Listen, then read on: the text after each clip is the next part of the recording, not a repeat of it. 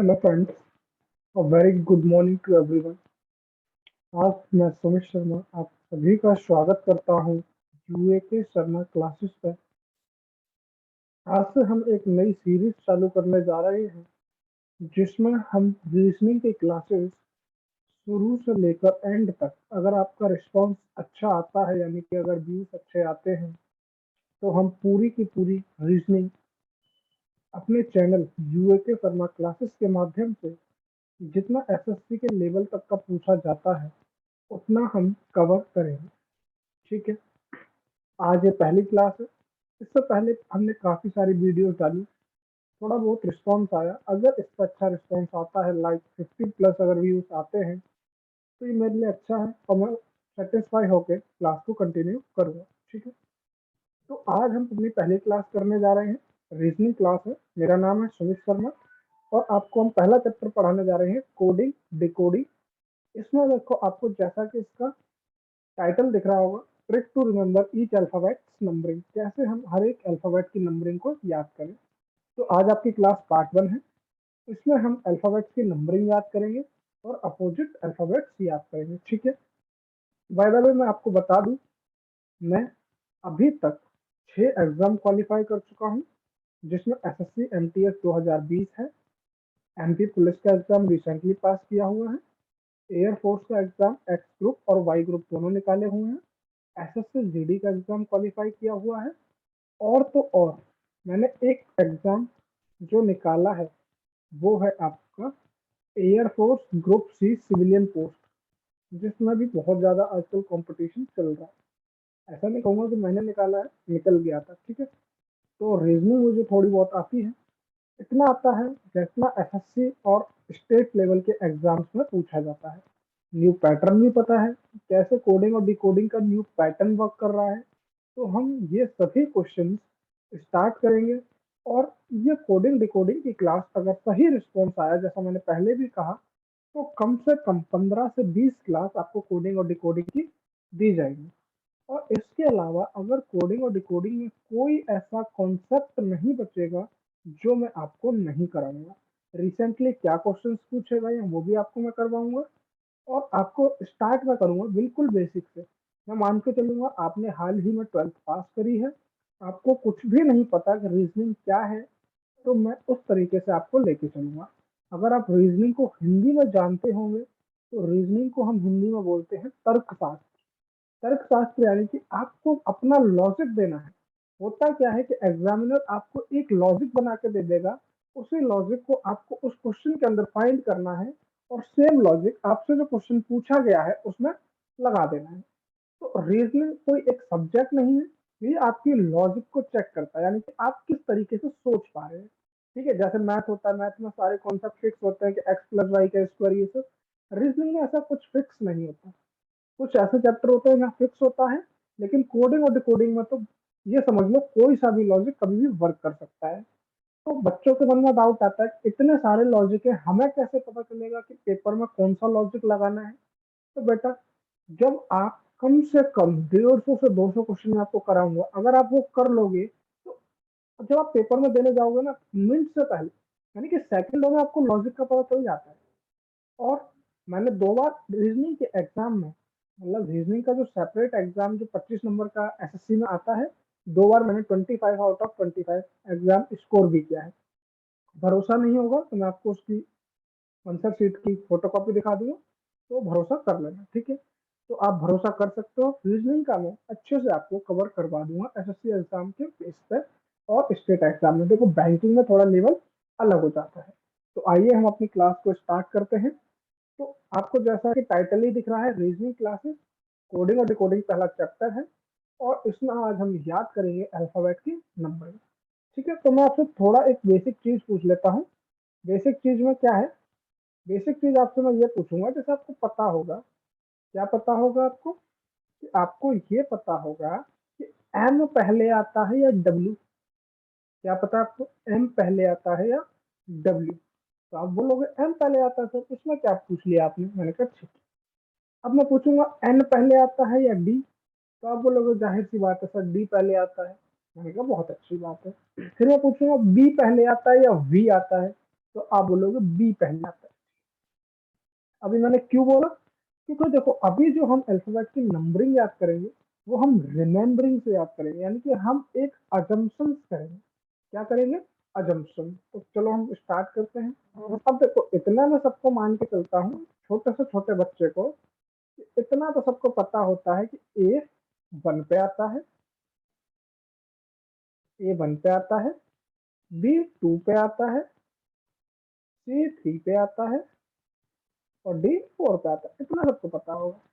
आप सबसे आप बोलोगे सर हमें तो ये भी पता है, सर आप क्या बता रहे हो ई 5 पे आता है या 6 पे आता है। अच्छा, अगर आपको आता है तो अच्छी बात है, वरना अगर मैं देखो मैं किसी से पूछूंगा डी कितने पे आता है तो वो 2 सेकंड में सोच के बता देगा डी 4 पे आता है। लेकिन अगर मैंने इनडायरेक्टली आपसे पूछ लिया एन कितने पे आता है तो आप काउंट करोगे, आपको नहीं पता, लेकिन डी तक मोस्टली बच्चे सोच पाते हैं कि हाँ डी 4 पे है। ऐसे ही नीचे से एक्स वाई जेड का सबको पता है कि 24, 25 और 26।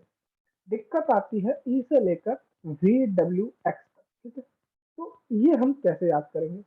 जैसे आपको कभी मम्मी ने सामान लेने के लिए भेजा होगा कि जाओ उस दुकान से 1 किलो चीनी लेना, तो आप गए होंगे तो वहाँ एक वेइंग मशीन जिसको वजन तौलते हैं वो आपने देखी होगी। तो उसमें क्या होता है, इस तरीके की एक डिजिट बनी रहती है, इस तरीके का 8 बना रहता है। अगर मोटा मोटा देख पाओ तो इस तरीके का एक 8 बना रहता है, आपको पता होगा, देखा होगा। जैसे एक लाइन, ध्यान से देखना, एक लाइन, दूसरी लाइन, एक, एक, दूसरी लाइन, तीसरी लाइन, चौथी लाइन, पांचवी लाइन, छठी लाइन और सातवीं लाइन। इस तरीके का आर्ट आपको दिखता होगा ना। अब होता क्या है, इसका पहले तो होता है लाइट कलर। कैसा कलर? Light colour. कैसा कलर होता है इसका? Light colour. ठीक है, लेकिन जैसे ही इसको कोई भी नंबर छपना होता है, जैसे इसको होता है पहले लाइट कलर।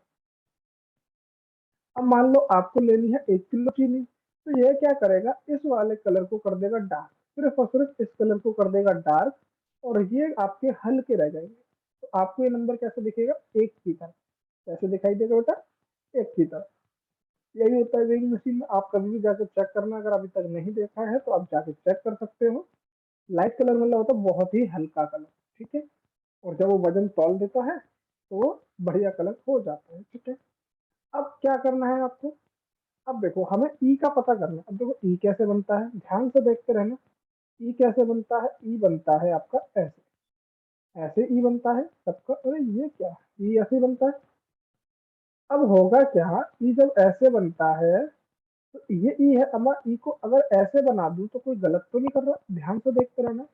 देखो थोड़ा टाइम लगेगा लेकिन आपको आज ये याद हो जाएगा, इतनी मैं आपको गारंटी देता हूँ। अगर मैं ई को ऐसे बना दूं तो कोई दिक्कत है? बोलेंगे नहीं।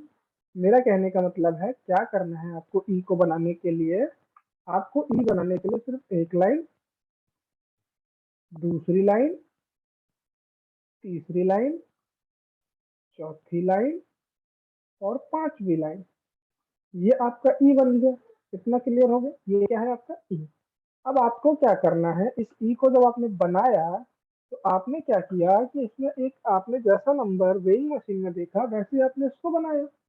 अब होगा क्या, अगर मैं इस ई में से ये वाला नंबर, सिर्फ और सिर्फ ये वाला जो मैंने ये मिटाया, अगर मैं उसको मिटा कर यहाँ लगा दूं, मतलब वहां से हटा के मैंने इसको यहाँ खड़ा कर दिया, तो क्या आपको ये 5 दिखाई दे रहा है?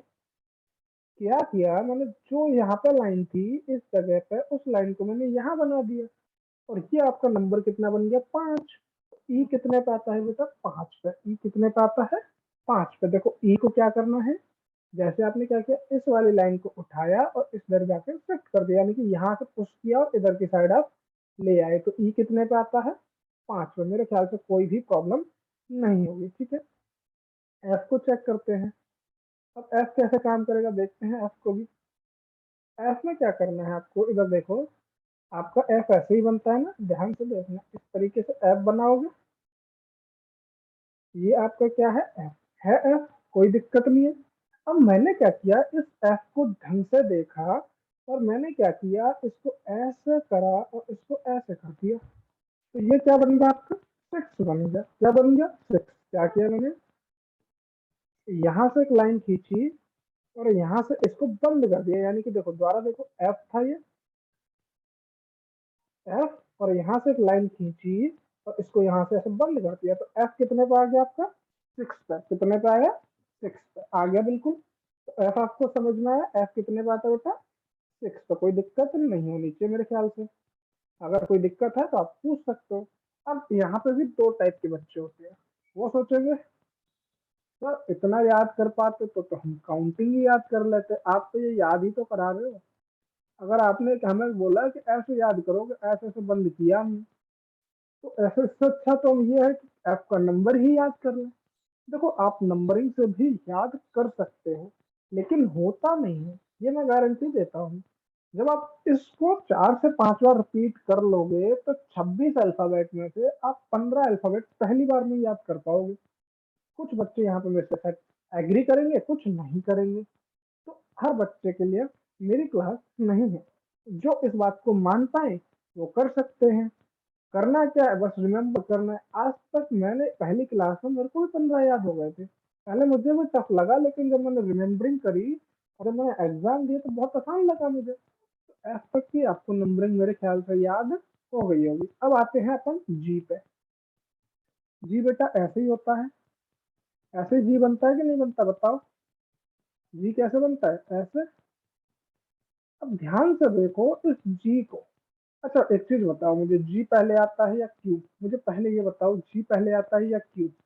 तो आप बोलोगे सर कैसी बहकी बहकी बातें कर रहे हो, जब आपको ये नहीं पता तो आप रीजनिंग कैसे पढ़ा रहे हो, आपको तो कुछ नहीं आता। नहीं देखो, आप बोलोगे कि सर जी पहले आता है, मैंने कहा बहुत अच्छा। अब जी जब पहले आता है, मान अब मैंने कहा ये आपका जी है और ये आपका क्या है क्यू है, ठीक है। लेकिन क्या आपको जी में 7 दिखाई देता है? बोले सर अच्छे से दिखता है हमें तो। मैंने कहा देखो ये 7 का तो दिखाई दे रहा है आपको, ये 7, अब मैंने लाइन खींच दी, लेकिन वैसे भी अगर आप देखोगे तो ये देखो 7 का अक्षर हीरा दिखाई देता है। बोले हाँ। मैंने कहा देखो क्यू में भी 7 का अक्षर दिखाई देता है, बोले हाँ दिखाई देता है। जी में भी दिखाई देता है और क्यू में भी दिखाई देता है। तो मैंने कहा अब आप ये बताओ जी पहले आता है या क्यू, तो आपने बोला है जी पहले आता है, तो जी का नंबर हो जाएगा 7 और क्यू का नंबर हो जाएगा 17, क्योंकि 7 से क्या बना 17 और 7, तो क्यू पहले आता नहीं है। पहले कौन आता है जी, तो जी का हो गया 7 और क्यू का कितना हो गया 17। कोई दिक्कत? कोई दिक्कत, इसलिए पूछा था कि जी पहले आता है या। इतना डाउट क्लियर हो गया सब तक? तो मैं समझता हूँ जी तक आपको समझ में आ चुके होंगे। अब हम आगे चलते हैं एच पे। किस पे चलते हैं? एच पे। एच पे क्या करना है, जैसे आपको पता है कि आपका ये क्या है एच है, एच ऐसे ही बनता है। इसको क्या करना है आपको, ऊपर से बंद और नीचे से बंद, ऊपर से बंद और नीचे से बंद। एच को क्या किया, ऊपर से बंद और नीचे से बंद। तो ये देखो 8 का अक्षर दिखाई दे रहा है आपको ऐसा करके, एक डब्बा 8 का ये रहा और एक डब्बा 8 का ये रहा, तो 8 बन गया। तो एच कितने पे आता है 8 पे। करना क्या है, जी को ओ एच को ऊपर से बंद और नीचे से बंद, दोनों तरफ से बंद कर दोगे तो 8 दिखाई दे जाएगा। तो मेरे ख्याल से आपको ये भी क्लियर हो गया, कोई दिक्कत नहीं है, कोई भी दिक्कत नहीं होनी चाहिए। ठीक है बेटा, आगे चलते हैं आई की तरफ। देखो आई लोग ना कुछ इस तरीके से बनाते हैं। हम जब क्लास में पढ़ा करते थे तो देखो आपको सच बताता हूँ, जो सीबीएसई में क्या होता है, सीसीई पैटर्न था पहले, अब तो नहीं है। उसमें क्या होता था, हमें फाइल बनानी होती थी, तो लड़कियों की फाइल इतनी डेकोरेटेड होती थी और हम सोचते थे भाई इतनी अच्छी फाइल उन्होंने बना दी तो हमें तो नंबर कब मिलेंगे। लेकिन टीचर मानते थे कंटेंट के हिसाब से नंबर दिया जाना, तो हमें भी नंबर अच्छे खासे, मतलब 2-4 नंबर कम मिलते थे, लेकिन अच्छे खासे मिल जाते थे। तो लड़कियां बहुत ज्यादा फाइल को सजाती हैं, ये मैं मानता हूँ। तो वो क्या करती थी, अब तो कोई कोई कर्सिव राइटिंग में आई को ऐसे लिख देता है, बोले ये तो जी है। मैंने कहा भाई जी ऐसे लिखा जाता है, ठीक है। कुछ कुछ लोग आई को ऐसे लिखते थे, ऐसे। बोले हाँ देखा तो है, ऐसा नहीं देखा, पर मैंने तो कैसा देखा है सर, ऐसा देखा है। मैंने कहा अच्छा ऐसा देखा है तो ऐसा मान लो। तो ये क्या है आपका आई। आई अगर मैं इस आई को ऐसे कवर कर दूं, इस आई को अगर मैं ऐसे कवर कर दूं तो आई कितने पे आएगा 9 पे। कितने पे आएगा ये बोलो, 9 पे आएगा कि नहीं आएगा? आई कितने पे आएगा 9 पे, बोलो समझ में आया? आई समझ में आया? आई कैसे बना? बोले हाँ सर समझ में तो आ गया। अब जे पे आते हैं। अब किस पे आएंगे? जे पे। एक एक करके समझ रहे हैं? ठीक है, कोई दिक्कत हो तो बता देना। जे पे आए। जे हमारा बनता है इस तरीके से। अब देखो जे पे क्या है, आपको एक बॉल दिख रही है, और ये जो बॉल है अगर मैं इस बॉल को इसके सामने आके लगा दूं, इस बॉल को ऊपर से उठा के और मैं यहाँ लगा दूं, तो मुझे ये 10 का अक्षर दिखाई बन जाता है। किस तरीके से 10 दिखाई देता है? बोले हाँ सर, एक के आगे जीरो। मैंने कहा हाँ, तो जे कितने पे आता है? 10 पे। तो इतना समझ में आया? बोलो हाँ। आ गया होगा, नहीं आया तो दोबारा क्लास को फिर से देखो। ठीक है, फिर हम आते हैं के पे। के क्या है आपको देखो, के में ना एक लाइन जो है ये बैंड हो रही है, ये वाली लाइन क्या हो रही है? बैंड हो रही है। ये जो लाइन पूरी थी ये बैंड हो गई। अब मैंने क्या करा, इस लाइन को आप स्ट्रेट कर दो। क्या कर दो? स्ट्रेट। बैंड हो रही है, अब मैंने कहा ये जो बैंड हुई लाइन है इसको सीधा खड़ा कर दो। बोले ठीक है, कर दिया। मैंने कहा क्या दिख गया? बोले 11। मैंने कहा के कितने पे आता है? 11 पे। बोले कैसे? मैंने कहा देखो, के में एक लाइन तो खड़ी पहले से होती है, दूसरी लाइन जो कि बैंड हो रखी है उसे आप फिर से खड़ा कर दो, स्ट्रेट कर दो, तो के कितने पे आ गया? 11 पे। बोलो समझ में आया? बोले हाँ। एल। एल कैसे बनता है बेटा? एक लाइन और दूसरी लाइन एस, ये एल बन गया। मैंने क्या करा, मैंने कहा जो सीधी लाइन है उसको तो ऐसे ही रहने दो। ये जो लाइन, जो लेटी हुई लाइन थी जिसे हम हॉरिजॉन्टल लाइन कहते हैं, उसको मैंने इसके पैरेलल ले जाके खड़ा कर दिया। क्या कर दिया? पैरेलल ले जाके खड़ा। आपने बोला ये तो सर 11 बन रहा है। मैंने कहा बन तो हाँ 11 ही रहा है, लेकिन आपको तो पता है 11 पे क्या आता है कि। मैंने कहा फिर एक काम करो, इसको रोमन नंबर में आप 2 बना दो। थोड़ा सा आपने सोचा, रोमन नंबर में आपने बना दिया इसको 2। कितना बनाया? 2। अब मैंने कहा यार एक बात बताओ, बी पहले आता है या एल? बोले सर बी। मैंने कहा यार दो तो बी का होता है, एल तो दो पर नहीं हो सकता। मैंने कहा दो से क्या हो सकता है, या 2 या 12 या 22। बोले 22 तो नहीं लग रहा, 12 होगा, क्योंकि 2 हो चुका है तो 12 बचा, 12 ये हो गया। मैंने कहा बहस बढ़िया, यही था। मैंने कहा ये वी दिख रहा है आपको? बोले हाँ।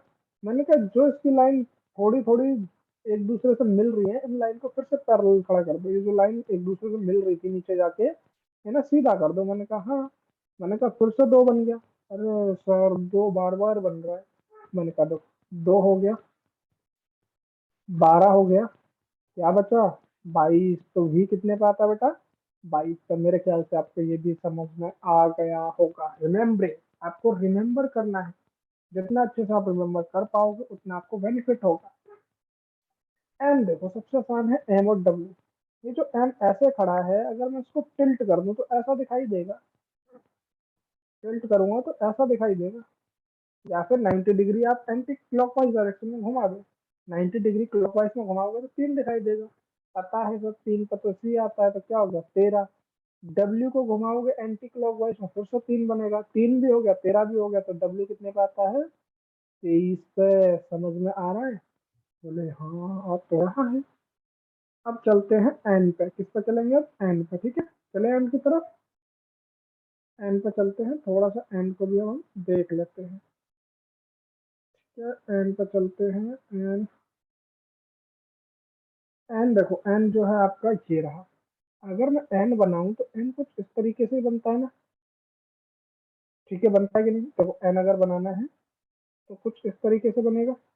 अगर मैं इसके ऊपर लाइन खींच दूं, सीधी 2 लाइन रोमन नंबर बना दूं, सिर्फ मुझे क्या करना है? रोमन नंबर बनाना है। के अलावा मैंने सब में रोमन नंबर बनाया, मतलब रोमन नंबर बनाया। अब ये क्या बन गया? 4। लेकिन 4 पे तो सर डी आता है, हमें पता है, तो मैंने कहा 4 पे डी आता है तो इसको कर दो 14 और 3 कर दो। बोले बहुत अच्छे। ओ का याद रखना बेटा, 15 होता है। ओ आपको याद रखना है 15। टी बहुत आसान है, टी कितना होता है? T20 होता है कि नहीं होता? तो ये दोनों आपको T20 से याद होगा, ओ का याद रखना है। पी को क्या करना है? जैसे पी है, अगर पी को मैं अगर वाटर इमेज बनाऊं, अब मुझे तो ये भी नहीं पता वाटर इमेज क्या होती है। तो वाटर इमेज क्या होती है? देखो, आपकी परछाई, यानी कि जब ये ऊपर, ये जो पी है, अगर मैं थोड़ा इसको मोड़ दूं, मतलब नीचे वाला हिस्सा अगर मैं ऊपर ले जाऊं और ऊपर वाला हिस्सा नीचे ले आऊं तो ये पी कुछ इस तरीके का बनेगा कि नहीं बनेगा? बोले हाँ बनेगा। तो इसी तरीके से मैंने कहा तो ये आपको किसकी तरह दिखाई देता है? सिक्स की तरह। लेकिन सिक्स पे तो एफ आता है, तो पी कितने पे आएगा? 16 पे। पी कितने पे आएगा? 16 पे। ठीक है, अच्छे से समझ में आया? पी को उल्टा करना है, ऊपर वाला हिस्सा नीचे जाएगा, नीचे वाला हिस्सा ऊपर जाएगा, और पी हो जाएगा आपका 16। क्यू मैं बता चुका था, आर आप सुन लीजिए। आर इस तरीके से बनता है। ठीक है, अगर मैं इसको ऐसे कर दूं, बस, मतलब नीचे से थोड़ा सा बंद करो, अज्यूम करो। तो ये देखो, एक गोला, दूसरा गोला, तो आर 8 तो हो नहीं सकता, तो आर कितने पे आ जाएगा? 18 पे। क्या किया? नीचे से बस बंद किया। एक गोला इसको मान लो, एक गोला इसको मान लो, तो आर कितने पे आ जाएगा? 18 पे।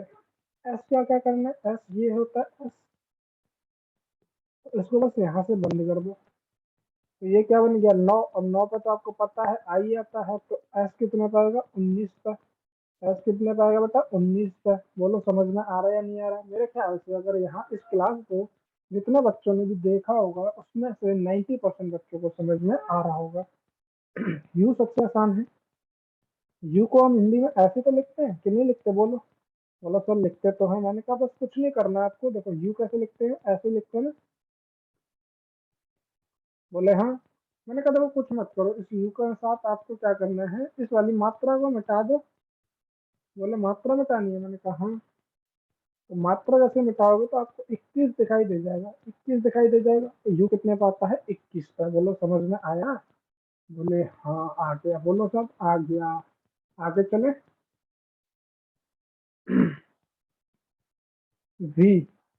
वी को क्या करना है? जैसे मैंने पहले ही बता चुका आपको, वी का बता दिया, डब्ल्यू बता दिया, एक्स को याद रख लेना, एक्स 24, एक्स 24, वाई 25 और जेड 26। ये सबको याद रहता है कि पीछे से 24 25 26 बचे हैं, तो ये हो गए 24 25 और 26। ठीक है, ठीक है, समझ में आया? तो क्विक रिवीजन कर ले। चलो मैं आपको 5 5 सेकंड दूंगा सभी के लिए, आपको ट्राई कर लें। ठीक है, थोड़ा सा अज्यूम करो, अभी नहीं हो पाएगा लेकिन आप 2 से 4 बार अपने दिमाग में सोचना, और कल अगर मैं आपको फिर से जब अगली क्लास आएगी तो उसमें भी रिवीजन करवा दूंगा। बताओ एम कितने पे आता है? एम। एम सबने सोच लिया? एम को थोड़ा सा क्लॉकवाइज डायरेक्शन में घुमा दोगे, 3 बनता है, 3 नहीं तो 13। ठीक है, क्यू कितने पे आता है? क्यू। क्यू में 7 दिखता है, तो क्यू 17 पे आता है। मैंने कहा बहुत अच्छा। टी कितने पे आता है? टी। बोले सर अभी टी मत पूछो, T20 मैच बहुत चल रहे हैं आईपीएल के। मैंने कहा बहुत बढ़िया, शाबाश। अब मैंने पूछा एच कितने पे आता है? तो बोले एच ऊपर नीचे से बंद कर दोगे तो 8 दिखाई देगा, 8 दिखाई देगा तो 8 पे ही आएगा। तो मैंने कहा बहुत बहुत बहुत बढ़िया। लास्ट, ये कितने पे आता है? ई। बोले यहाँ से डंडा हटाना था, लेफ्ट साइड से राइट में जाके लगाना था, तो ई 5 पे आता है। मैंने कहा अच्छी बात है, आपको आ गया समझ। ठीक है, आगे चलते हैं। Opposite alphabet. अपोजिट अल्फाबेट क्या होता है कि अगर हम काउंटिंग आगे से, जैसे ए से स्टार्ट करते हैं तो ए पहला नंबर होता है। लेकिन अगर कोई बोल दे काउंटिंग पीछे से स्टार्ट करनी है, तो सबसे पहले क्या आएगा? Z Y X, Z Y X W V U T S R. तो उल्टी काउंटिंग और सीधी काउंटिंग, इसको कहते हैं अपोजिट अल्फाबेट। अब अपोजिट अल्फाबेट में सबसे अच्छी चीज क्या होती है वो मैं आपको बता देता हूँ पहले ही, कि जब दोनों जोड़ों का, यानी कि आगे वाले नंबर का पीछे वाले नंबर को जब तुम जोड़ोगे तो हमेशा सम बनेगा 27। कितना सम बनेगा? 27। कैसे बनेगा देखो, सबको पता है ए कितने पे आता है? 1 पे। एच जेड कितने पे आता है? 26 पे। तो 26 और एक 27। सर यहाँ बन गया, यहाँ थोड़ी ना बनेगा। एच कितने पे आता है? 8 पे। एस कितने पे आता है? 19 पे। तो 9 8 27 हो गए। ठीक है, तो हर एक बार जब भी ये अपोजिट पेयर मिलेंगे तो 27 बनेगा। तो कहा सर ये तो आसान है, इसमें क्या याद करवाओगे, हम तो पेपर में माइनस करके देख लेंगे। नहीं, इतना टाइम भी हमें नहीं वेस्ट करना। ए का जेड, बी का वाई, सी का एक्स, इतना याद रहेगा। अब देखो डी से होता है डोर, और डोर के साथ एक दीवार पर विंडो भी होती है। D for door, W for window, तो D W, D W. EV, EV से कैसे याद करेंगे? इवनिंग, हम जो पढ़ाई करेंगे अब हम इसको डिवाइस कब करेंगे, इवनिंग में। तो इवनिंग में क्या आता है, ई और वी। तो ईवी से क्या हो गया, इवनिंग।